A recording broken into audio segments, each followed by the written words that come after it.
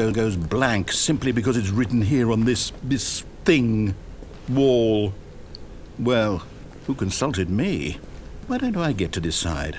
Why don't I get a say in all of this? Is it really? No, it can't be. I don't want it to be. I don't want the game to keep restarting. I don't want to forget what's going on. I don't want to be trapped like this. I won't restart the game. I won't do it. I won't do it. I won't do it. And the timer stopped. Does that mean, did we do it? Did we break the cycle? The, whatever it is that made this schedule? How would we even know? Will someone come for us? Will something happen? Oh no. So, okay. I guess now we just wait. You know, I suppose in some way that this is a kind of story, wouldn't you agree? I'm not quite sure if we're in the destination or the journey, though they're always saying that life is about the journey and not the destination, so I hope that's where we are right now. We'll find out, won't we? Eventually. Well, in the meantime... Was war das?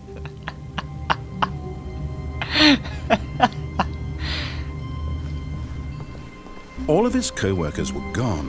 What could it mean? Stanley decided to go to the meeting room. Perhaps he had simply missed a memo. No matter how hard Stanley looked, he couldn't find a trace of his co-workers. Okay.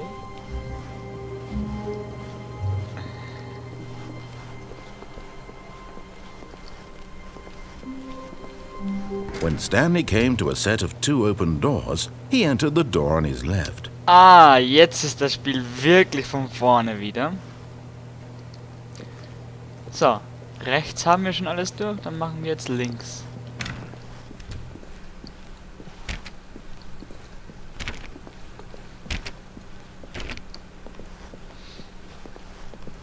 Yet there was not a single person here either. Feeling a wave of disbelief, Stanley decided to go up to his boss's office, hoping he might find an answer there.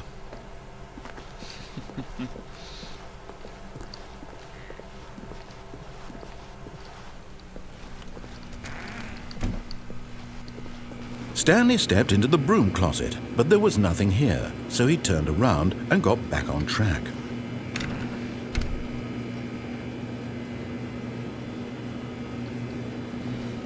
There was nothing here. No choice to make, no path to follow, just an empty broom closet. No reason to still be here. Bleiben wir einfach noch ein bisschen stehen. It was baffling that Stanley was still just sitting in the broom closet. He wasn't even doing anything. At least if there was something to interact with, he'd be justified in some way. As it is, he's literally just standing there doing sweet FA.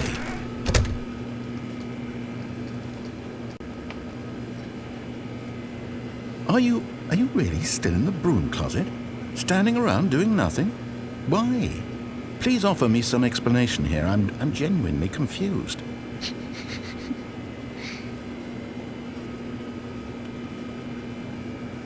You do realize there's no choice or anything in here, right? If I'd said Stanley walked past the broom closet, at least you would have had a reason for exploring it to find out. But it didn't even occur to me because literally this closet is of absolutely no significance to the story whatsoever. I never would have thought to mention it. Ich frage mich gerade, was mit diesem Schatten der Türklinke los ist. Maybe to you this is somehow its own branching path. Maybe when you go talk about this with your friends you'll say, "Oh, did you get the broom closet ending? The broom closet ending was my favourite." I hope your friends find this concerning.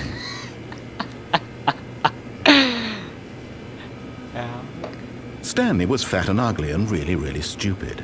He probably only got the job because of a family connection. That's how stupid he is. That or with drug money. Also, Stanley is addicted to drugs and hookers. Well, I've come to a very definite conclusion about what's going on right now. You're dead. You got to this broom closet, explored it a bit, and were just about to leave because there's nothing here, when a physical malady of some sort shut down your central nervous system and you collapsed on the keyboard. Well, in a situation like this, the responsible thing is to alert someone nearby so as to ensure that your body is taken care of before it begins to decompose. Hello? Anyone who happens to be nearby? The person at this computer is dead. He or she has fallen prey to any number of your countless human physiological vulnerabilities. It's indicative of the long-term sustainability of your species. Please remove their corpse from the area and instruct another human to take their place at the computer, making sure they understand basic first-person video game mechanics and filling them in on the history of narrative tropes in video gaming, so that the irony and insightful commentary of this game is not lost on them. All right, when you've done that, just step out into the hallway. Warten wir.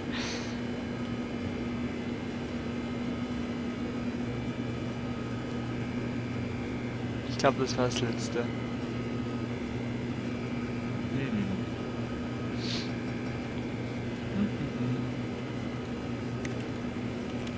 Ja, okay. Das war das letzte. Ah, second player. It's good to have you on board. I guarantee you can't do any worse than the person who came before you. Coming to a staircase, Stanley walked upstairs to his boss's office.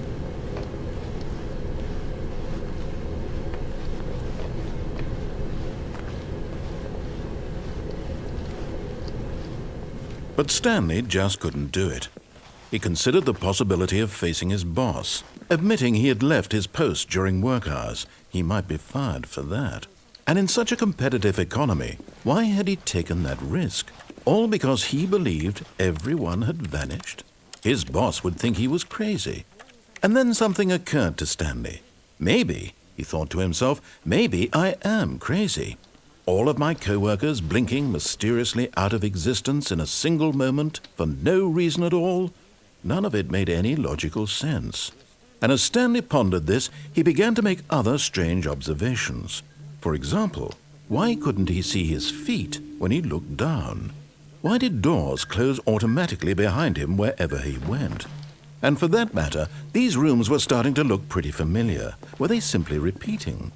No, Stanley said to himself, this is all too strange. This can't be real. And at last, he came to the conclusion that had been on the tip of his tongue. He just hadn't found the words for it.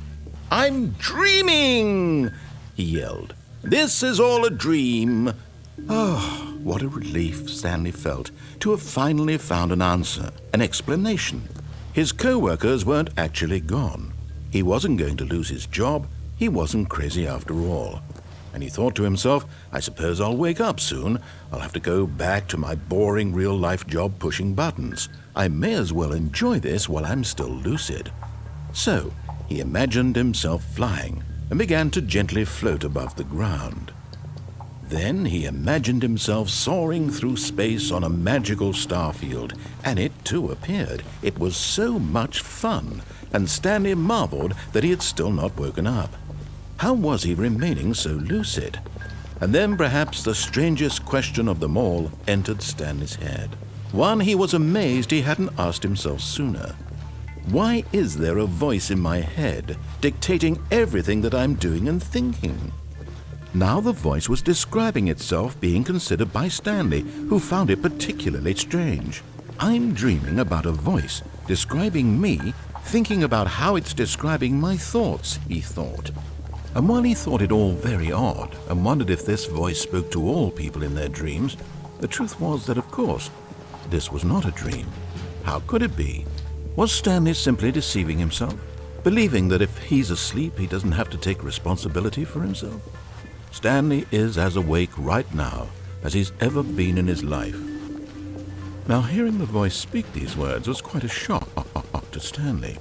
After all, he knew for certain, beyond a doubt, that this was in fact a dream. Did the voice not see him float and make the magical stars just a moment ago? How else would the voice explain all that? This voice was a part of himself too. Surely, if he could just... He would prove it. He would prove that he was in control, that this was a dream. So he closed his eyes gently and he invited himself to wake up. He felt the cool weight of the blanket on his skin, the press of the mattress on his back, the fresh air of a world outside this one. Let me wake up, he thought to himself. I'm through with this dream. I wish it to be over. Let me go back to my job. Let me continue pushing the buttons. Please, it's all I want. I want my apartment, and my wife, and my job. All I want is my life exactly the way it's always been. My life is normal. I am normal. Everything will be fine.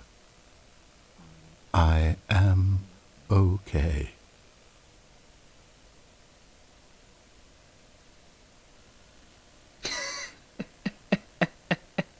Stanley began screaming. Please, someone, wake me up. My name is Stanley. I have a boss. I have an office. I am real. Please, just someone tell me I am real. I must be real. I must be. Can anyone hear my voice? Who am I? Who am I? And everything went black.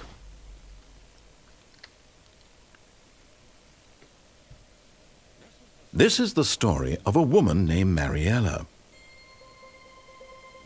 Mariella woke up on a day like any other. She arose, got dressed, gathered her belongings, and walked to her place of work. But on this particular day, her walk was interrupted by the body of a man who had stumbled through town talking and screaming to himself, and then collapsed dead on the sidewalk. And although she would soon turn to go call for an ambulance, for just a few brief moments she considered the strange man. He was obviously crazy, this much she knew. Everyone knows what crazy people look like. And in that moment, she thought to herself how lucky she was to be normal. I am sane. I am in control of my mind. I know what is real and what isn't. It was comforting to think this, and in a certain way, seeing this man made her feel better. But then she remembered the meeting she had scheduled for that day, the very important people whose impressions of her would affect her career, and by extension, the rest of her life. She had no time for this, so it was only a moment that she stood there, staring down at the body. And then she turned and ran.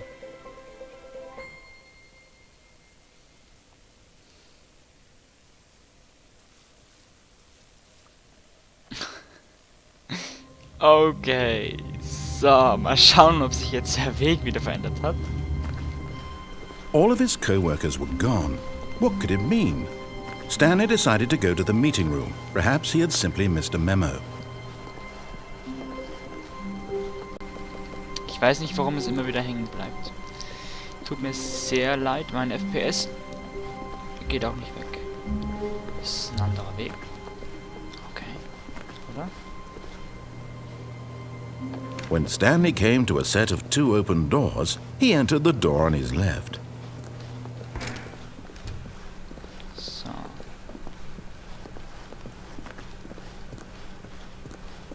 Yet there was not a single person here either. Feeling a wave of disbelief, Stanley decided to go up to his boss's office. Coming to a staircase, Stanley walked upstairs to his boss's office. So.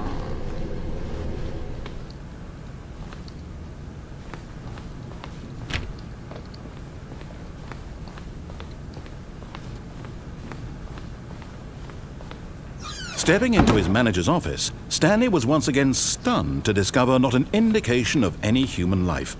Shocked, unraveled, Stanley wondered in disbelief who orchestrated this, what dark secret was being held from him.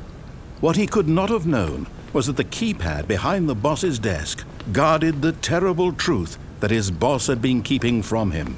And so the boss had assigned it an extra secret PIN number, 2845. But of course, Stanley couldn't possibly have known this. Okay, wir können das nicht wissen, also...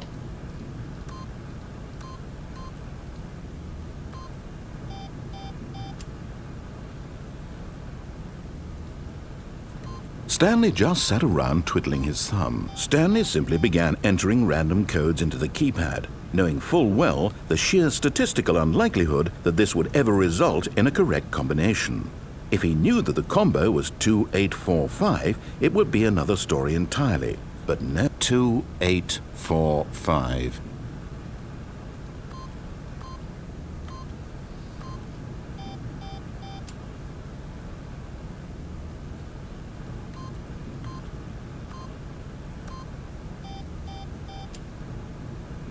Forgot, but it turns out that the panel's emergency override kicked in, and the door just opened all by itself. And Stanley got the hell along with the story. Well, whoop-de-doo.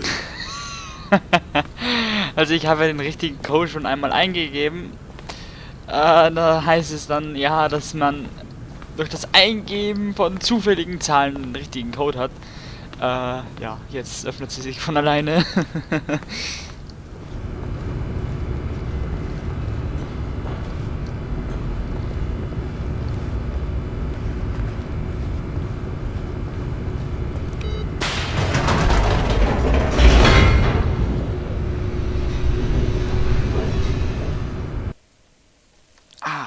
Ich weiß schon, wo wir hier jetzt hinkommen. Descending deeper into the building, Stanley realized he felt a bit peculiar. It was a stirring of emotion in his chest, as though he felt more free to think for himself, to question the nature of his job.